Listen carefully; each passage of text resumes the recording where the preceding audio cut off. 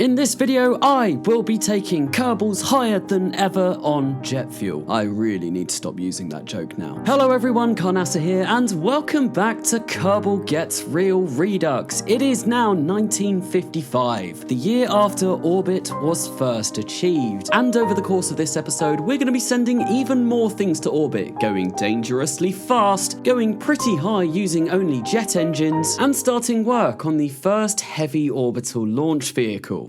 Before taking Kerbals very high on jet fuel though, there are a few things that I want to do, and it's definitely not because I was really struggling coming up with a design to actually get a stratospheric X-plane using only jet engines. No, the next Thunderbolt orbital vehicle is built up on the 2nd of January, however I'm not going to be launching that straight away. And that's because right now it has no purpose whatsoever. It's not powerful enough to complete the polar or scientific satellite contracts, and I have no additional science that I can gain from it, so right now it's a bit of a waste just launching it. However, in 1 month's time I will unlock satellite era science. So when that comes around, I'm going to make a few edits to the Redshift probe on the top, add some visible imaging science, and hopefully gain a little bit more tech doing that, whilst I wait for the Odyssey complex to all be built up so I can launch some heavier payloads. But of course, this isn't Kerbal Space Program, no, this is Kerbal Plane Program. At least that's what it feels like taking these X-plane contracts to begin with. And in the last episode, I did mention the X1 HSSS was more than capable of getting up to 700 meters per second, and there is an additional high supersonic contract that does require that. At this time, I also pick up the first astronaut complex upgrade, so I can train more Kerbals. It's fun having George in orbit, maybe I could do with a few more victims.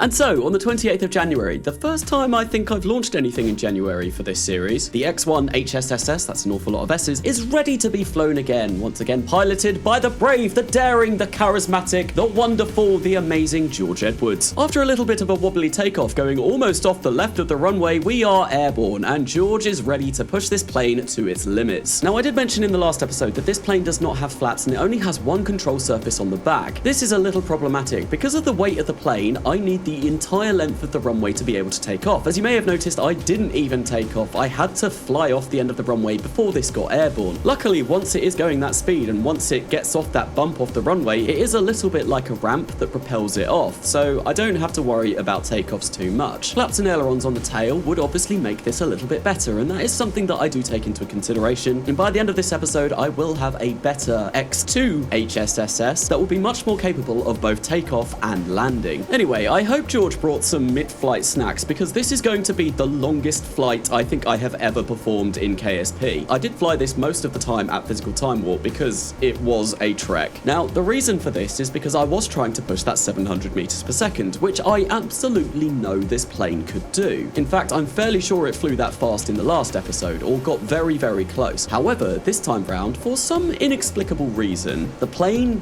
barely got above 600 meters per second. Now, my thoughts on this, and correct me if I'm wrong here, in the last flight of this, I used drag parachutes to slow it down once it landed on the runway. I didn't go in and make any edits to this plane. Now, the way that KCT has worked in the past, if you pop parachutes, it can really mess up the aerodynamics of a craft, and I don't know if this plane is counting as having the parachute somewhat semi-deployed whilst I'm flying, which means that it doesn't get anywhere near the speeds that it should. So for a really long time, I flew up the coast of Florida, and yeah, I could barely hit above 600 meters per second, which is a problem considering that is some ways off the 700 meters per second that I want it to be able to perform. Clearly, a redesign is going to be needed, but I'm going to push this as far as I can anyway, in the hopes that lessening the amount of fuel on board by burning it will make it go a little bit faster. That was the plan anyway. Unfortunately for me, that did not really work. And the fastest I managed to get this plane to was only about 645 meters per second, which is the speed that I was holding it at when it had half a tank in the last episode. So something definitely happened to this plane that has caused it to be a bit slower. So that means when I'm going to land the plane this time round, I am going to attempt to land it without actually popping those drag parachutes, in the hopes that I can slow this down quickly enough without ever needing to use them. I do have spoilers on this plane, so we are going to have some sort of air brakes to slow it down, but obviously the parachutes will slow it down down a lot more. If I can get away without using parachutes at all though, that would be ideal. Now, another problem that I was having with this flight, because it was quite a bit of a trek, I got a little bit far away from the Cape on this journey, and when I open up the map screen to show you just where I am, well yeah, I got halfway up the continental US, well not quite halfway, maybe a third. It did go quite the distance. Now, I am still very far away from the Cape with about a fifth of my fuel left over. This is where I started to panic. However, cutting the throttle down and flying about only 300 meters per second on the way back to Cape Canaveral did really help me push that last little bit of fuel the distance it required to get me safely back to the Cape. I really was rather concerned that I was going to have to ditch this plane in a field somewhere, which as mentioned in the last episode would not be the best for multiple reasons. The first one really being it's a lot easier to land on a nice smooth runway than the bumpy terrain around Cape Canaveral. But with just under a minute's worth of fuel left, I am able to bring this back in sight over the Cape and start preparations for descending this plane onto the shuttle runway. The landing does go pretty smoothly, considering I am coming in at only about 150 meters per second when I am just above the runway, or even slightly slower than that. And I say only, that's still pretty fast, but that is the kind of speed that this plane needs to be going before it starts stalling. Yeah, I really do need flaps and a better wing design. But I'm able to touch down on the runway with the spoilers deployed. I don't need to use drag parachutes, so that is something I am going to remove from the next iteration of this design. Not only because I don't really need them, but it also might make KCT recovery a little bit nicer on future flights.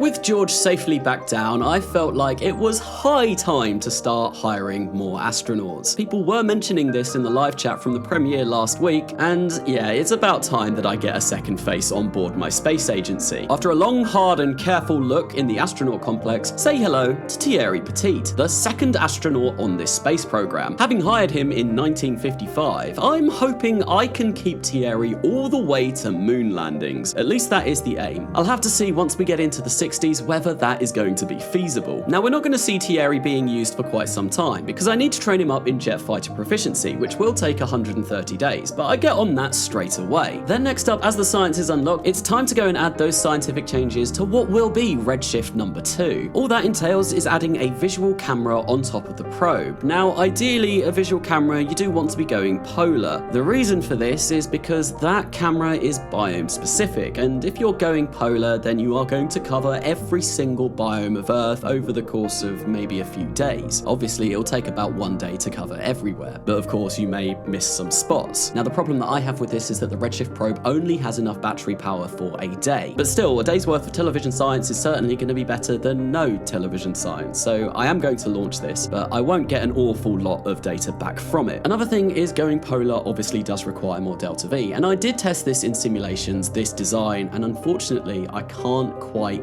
get to a polar orbit with this configuration. So I'm going to have to wait a little while in order to be able to launch this polar, say getting some engine upgrades to help propel this launch vehicle a little bit further. It was very close, but the simulations don't lie, it really couldn't quite make it. At this period of time spent at the Space Center, I also went and built the Dragonfly, which is going to be my stratospheric plane. I do also quickly go into mission control and have a look at the available contracts that I have. Now, unfortunately, until I either get my 1-ton launch vehicle or unlock hypersonic flight, I can't actually do any of them. Actual hypersonic flight will require a better cockpit than the X1. The Polar Orbit satellite and the Scientific satellite both require my heavy 1-ton launcher, and the Kármán line and optional high-altitude X-plane contracts, well, once again, that also requires hypersonic flight to unlock the X-15 cockpit. So over the course of this year, except for the stratospheric X-plane contract, I'm not going to be finishing any of them. Good thing that I managed to get my reputation up to a pretty reasonable level before starting this year. So on the 14th of February, 6 months nearly after the last launch of a Redshift probe, I am going to be launching the second one. As mentioned before, I am not going to be sending this polar. It would be ideal for that TV camera, but unfortunately, this craft just does not have the delta V in order to perform that. We are going to be heading straight east for the most optimal way of getting into space. Now, in the last episode, I pretty much covered the entirety of this launch vehicle, going as far as naming the different tanks that I used and the engines and the engine variants that I used, so there's really not an awful lot more to say about this vehicle in this one, which which is a bit of a shame really, because I am going to be flying this quite a few more times over the next few episodes, and maybe it would have been a good idea to save little snippets and tidbits and facts for future launches. What I can say, I guess, is the mission that this is going to perform, but then once again, I've already spoken about that. It is just going to be to get as much science as I possibly can from the television camera on board, using the day's worth of battery that is on the Redshift probe. The only other difference that I've made to this craft was adding a nav cam onto it from the HullCameraVDS mod. Because this thing has a television camera in it anyway, I felt like I would put something visual on the side to represent that, and also it allows me to get a nav cam shot of the Earth as this is spinning around in orbit.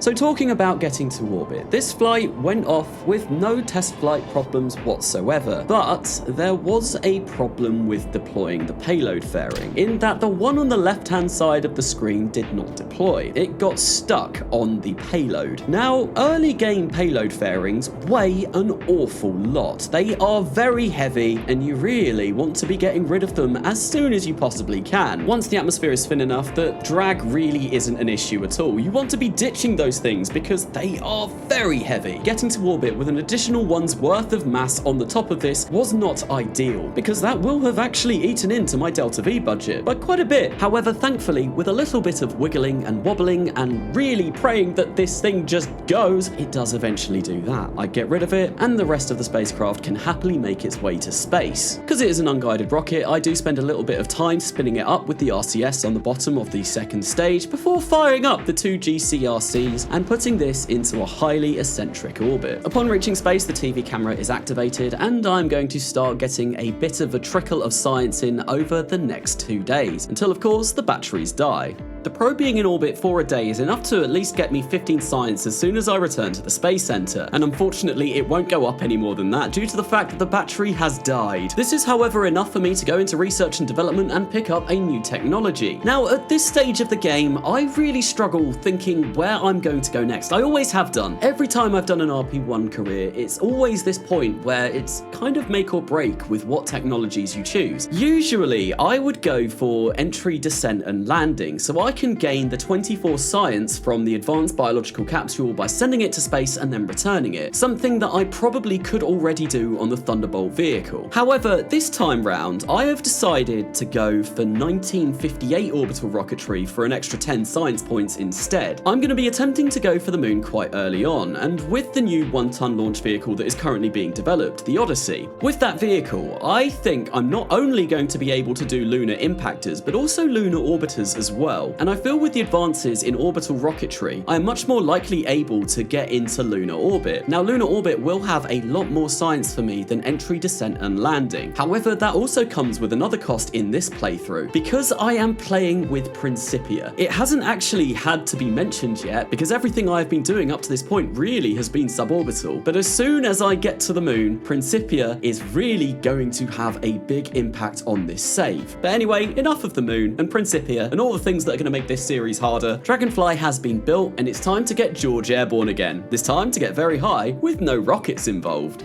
On the 15th of March, this vehicle here, this wide boy, is launched to try and break all records of jet planes. Yes, we are going to be sending this stratospheric to try and complete the X-Plane stratospheric contract. This plane was really difficult to design. I've not really been one for building planes before, and this is really the first series ever that I have done X-Plane contracts in. I mean, I did do a little bit in For All Kerbal Kind, but that series is a little bit different, and I don't think I would have been able to perform this contract without the help of one of my very good friends, Calvin McClure. Yes, I was constantly messaging him on Discord asking, how on earth do you build a plane that goes to 22 kilometers, sub 300 meters per second? I don't get it. I tried building things with massive wings to try and generate as much lift as possible, and he took me aside and he said, Carnassa, look, no, this is what you have to do. And I'm going to try and relay the basic information that he gave me over the course of this flight. So this plane does take off very, very easily. It's got so much lift that I think it even manages to take off the runway at about 45 meters per second. Now, bearing in mind that the last plane that I flew in this series took off at 150, that is a dramatic difference. This is so much easier to take off and land, it's wonderful. And there are a few reasons for that. Well, one, my pitch control is solely based on the ailerons at the back, on the tail of this plane. The further away the control surface is from the center of mass, the more noticeable pitch inputs will be. Another thing this plane has is flaps. Finally, I have got them on a plane. I've been mentioning it in the past 2 episodes, but this plane is designed quite well. It needed to be in order to complete this contract. So it has 2 lots of control surfaces on the main wings, which are roughly in line with the center of mass. The ones on the end of the wings are purely for roll control. Because it's in line with the center of mass, this makes the most sense. The ones closer to the fuselage of the plane are the flaps, and they help with takeoff and landing, and they are very powerful indeed. I did not really know what flaps did, and I probably wouldn't even be able to go into the science of it or the aerodynamics of it at the moment, but they really do help, and I didn't actually need to input any controls to get this off the runway. With the flaps activated at setting 2, it just took off. It lifted off the ground with no input from me. I was filming it using camera tools, and I wasn't pressing anything, and it just went. I was like, wow, that's amazing. This plane is so much easier to take off. And coincidentally, because of that, it's also so much easier to land. Now, in order to get this flying above 22 kilometers, there were obviously a few things that I needed to make sure of. The first being, this plane had to be as light as possible. And because of that, I've only gone for 1 engine on the back. My original design had 2, but you don't want power. This thing does not need to be going quick. It just needs to go high. It needs to go as high as it possibly can. Speed doesn't matter. So saving on as much mass as possible is really going to be crucial here. And because of that, the plane is barely filled with any fuel as well. It can still fly for about 50 minutes, so the less fuel you have in this, the better. So long as you have enough to actually get up to that all magical 22 kilometers of altitude and keep it there for the 5 minutes that it requires. Another mass-saving feature that I have with this plane is the wings. They are basically made out of paper. I have reduced the mass strength on those to next to nothing. It's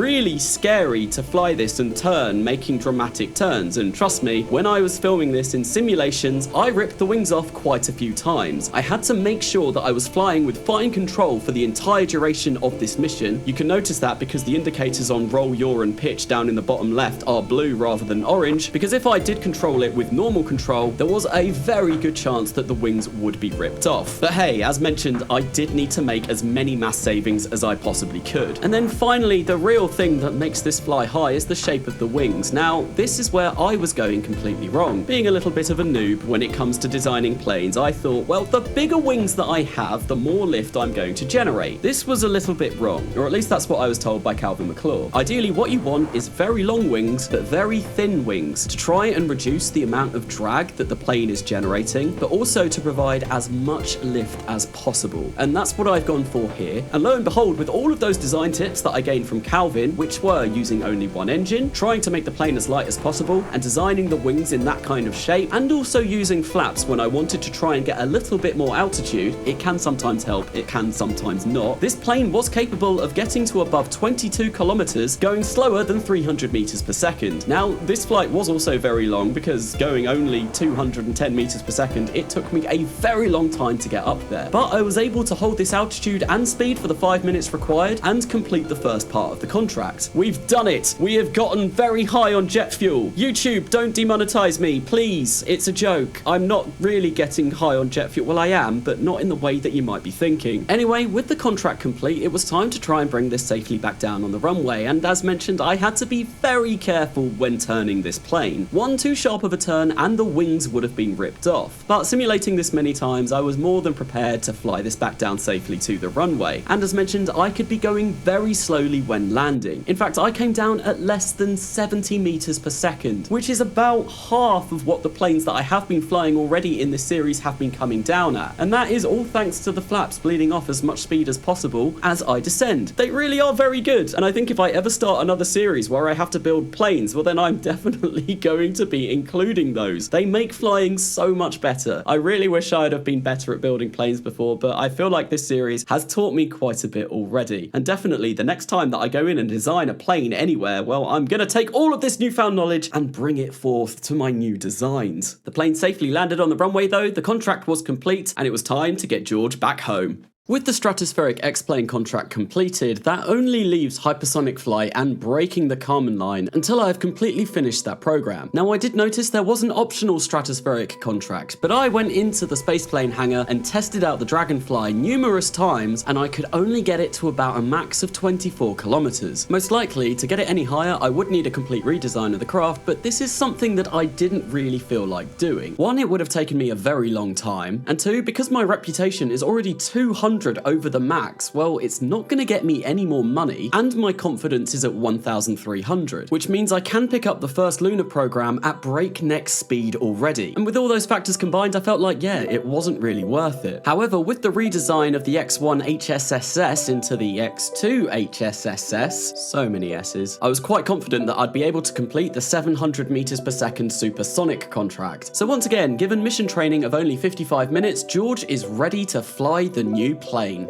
And so, on the 6th of April, the X2 high-speed supersonic is launched. And even with all of the new additions to this plane, such as ailerons at the back and flaps to help with takeoff, I still need the entire runway to be able to get into the air. Clearly the wings on this may be a little bit too small, but in order to go really fast, I wanted to try and minimize the wing area as much as possible to minimize drag. But yes, going nearly 170 meters per second on takeoff is not ideal, and I am very fortunate that those wheels are still intact. Now, I am using the small and medium wheels for this, which have a rated stress tolerance of 125 meters per second and 150 meters per second, if I recall correctly. But what I have done is I have scaled them up ever so slightly, and every time you scale them up, that speed tolerance does increase. However, I really can't be going much faster than 160 meters per second, otherwise they will break. Another thing I could do is remove some of the fuel in this plane, because it is actually quite a heavy plane. But more fuel means I can go further, and it means I don't have to worry about crashing this. Well,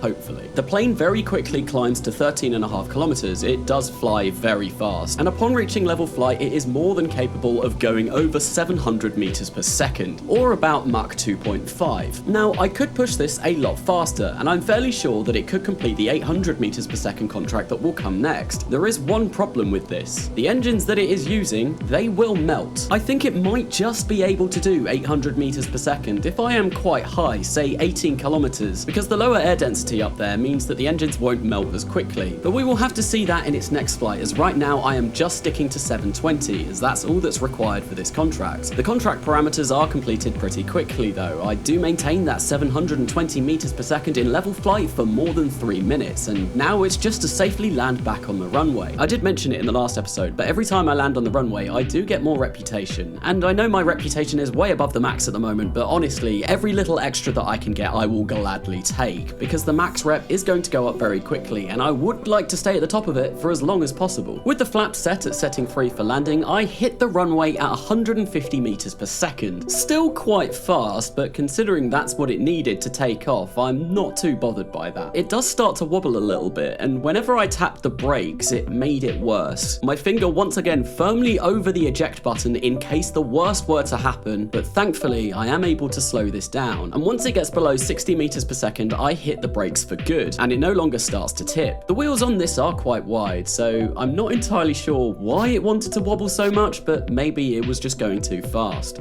I am at the point now where flying these is no longer pushing back George's retirement at all. In order to do that further, I will have to send her on more exciting missions, like say maybe breaking the Kármán line. That's not going to happen this episode, but that is definitely something I do want her to be doing. I did also push my science above 10 with that with the Mach 2 supersonic experiment, and that allowed me to go into research and development and pick up entry, descent and landing. So I know I mentioned earlier I wasn't sure if I wanted to pick that up yet, but I've got 58 orbital rocketry now. That to me seemed like the next logical route. It does mean that I can gain an extra 24 science from low Earth orbit, and I could do this with sounding rocket launches, but considering that experiment takes 24 hours to do, it's not really feasible unless you launch hundreds of sounding rockets, which I'm not going to do. Anyway, next up is a warp to June in order to launch another orbital thunderbolt, this time in a slightly different direction.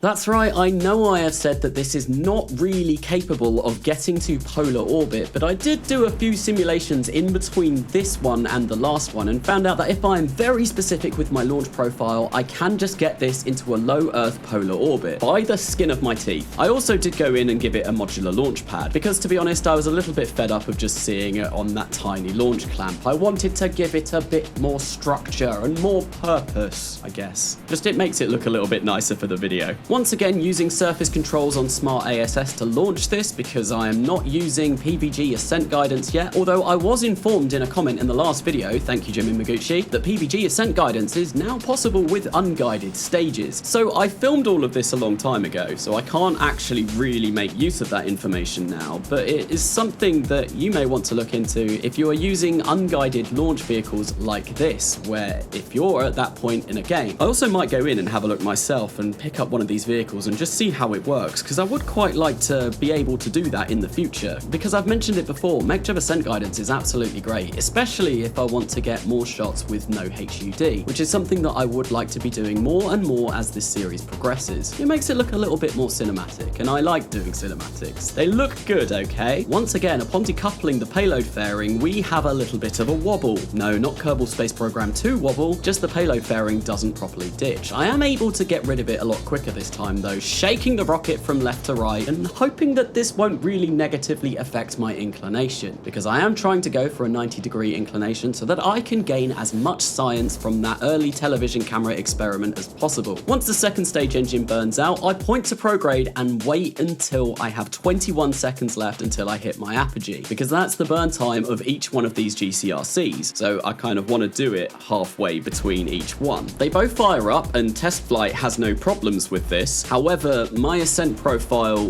was less than ideal, and I do get into somewhat of an orbit. However, it does mean that my perigee is only at 116 kilometers, which would mean that the satellite would eventually decay, unless I leave to the tracking station and never bother coming back to it. I believe anything under 100 kilometers automatically gets deleted. It might even be lower than that, but if I leave this in orbit, once it's in space, then it will stay here forever, or at least until I delete it, because all of the old junk is cluttering up my map screen, and Principia really doesn't like that. Well, with that in polar orbit, I managed to get an additional 4.5 science, so in the end, was that really worth it? But I had the rocket built and I thought I might as well do something with it. Now, over the course of this episode, I haven't really been pouring any money into my staff, and there is a reason for that. I do have about 33,000 funds right now, and every time I warp, that goes up dramatically, such as that warp to complete the astronaut complex, I'm now at 47,000. The reason why I'm not spending anything at the moment is Odyssey. I do not have enough research credits to completely buy the tooling and all of the parts that I need when I want to. So I'm saving some of my own hard-earned funding so that I can buy that as soon as I unlock all of the technology and the launch complex is complete. I'm not sure if this is really a good way of going about and doing this. However, I don't really want to buy any more researchers at the moment because I am going to run out of tech to research. I also don't want any more engineers because at the moment they're just going to be sat around doing nothing. They could build more Thunderbolts, but 4.5 science per launch? Not really worth it. I need to save my money and try and get Odyssey out as quickly as possible. But now Thierry Petit has finished his training, and that means it's time for the first multi-Kerbaled mission. On the 5th of August, once again, we see the X4 HSSS. I believe I said the X2 last time, it's the X4. And the numbering convention basically means how many times it took me to get a design that I wanted to work properly. And this is going to be the first time that I fly more than one Kerbal at once, and probably the last time until I unlock Gemini, because that's the first multi-crewed capsule that you get. George and Thierry's mission today is a simple one. Go faster than 800 meters per second in order to complete that second optional high-speed supersonic contract. Now, I mentioned in the last flight that I think 800 meters per second might be pushing it a little bit on these engines, but I had faith that if I got to a high enough altitude, it wouldn't burn them out. But we shall have to see. And once again, there was a rather iffy takeoff, having to use the entire length of the runway and then some to get airborne, but the plane did make it. I have no idea what happens if you try to eject with two Kerbals on board. I can only assume that they both get ejected and both of their parachutes deploy, but I would rather not not have to see that. I very quickly get the plane to 18 kilometers in altitude, and then I start to push it, very quickly reaching 700 meters per second, but we need to be going faster. And when I hit 790 meters per second at 18.5 kilometers, nearly going Mach 3, the engines explode. Unfortunately, I am going to need better engines if I am to hit 800 meters per second on a jet plane. Now, the engines have exploded and I am still quite far away from the Cape, but luckily I am also pretty high up and the coast is in sight. This plane with its 2 engines now missing flies really nicely, as it is a lot lighter. And I try and find a flat enough piece of ground to land this successfully. And I do, and I touch down at about 140 meters per second. So still going quite fast, but at least a little bit slower than the last few times that I have landed this. Well, Thierry's first flight was certainly an eventful one, wouldn't have it any other way. But the two are safely back to the Cape and I don't have to worry about them until I launch another death trap in a future episode. Despite it only being August, that was the last flight of this year, because now it's everyone's favourite time, admin. No, realistically, I need to wait for Odyssey to be built in order to be able to perform anything else in this save. But there is a few things to do before this year is out. The first being George Edwards immediately training for proficiency in the X-15 cockpit. As soon as that tech unlocks, I want to be able to fly a design using it, because then that way I can complete the X-Plane program, which would be very nice. The next thing is warping ahead to October, because that's when the Odyssey complex is finally finished on the 6th. However, I am unable to build that rocket quite yet. Despite having nearly 80,000 funds in the bank, I still cannot afford the unlock and tooling costs. This was not ideal. However, there is a saving grace, as I enter the administration building, everyone's favourite place to spend their time in Kerbal Space Program. But no, for real, I discovered that I had not assigned a chief designer yet. This was unlocked upon researching basic rocketry, and because I never bothered to check after that, even though I researched that quite a while ago, I didn't realise that I had this slot open. And this is going to be my saving grace. Nambi Narayanan, I may have completely butchered that name, but his minus 13% funds to R&D unlock costs is exactly what I need right now. The minus 15% confidence from contracts, I don't care. I have a lot of confidence right now, that's not going to bother me. I also finally pick up a main contractor, and I've gone for Korolev. The 10% bonus speed to craft integration is really going to help get Odyssey built a bit quicker, and the minus 10% speed for researching all text does not bother me at the moment, because I am actually going to run out of technology to research unless I can get Odyssey Orbital. So once again, not really an issue. With the chief designer assigned, I can come into the VAB and purchase the tooling for Odyssey. And this hurts. 113,000 funds for the tooling. Isogrid tanks are very expensive to tool, but they are not as expensive as balloon tanks. They are a lot worse. I am, however, able to completely buy that using my research credits, which is kind of nice. The parts, on the other hand, I have to draw money from my own funds. 45,000 from my own funds to be exact, and this is why I was saving up money over the course of this year. And that wasn't all, because I still need to unlock the engine upgrades. And you may notice that there are 4 LR105s on this vehicle. It is quite a heavy launch vehicle, and I'd best get a lot of use out of it. P.S. Spoiler alert, I do.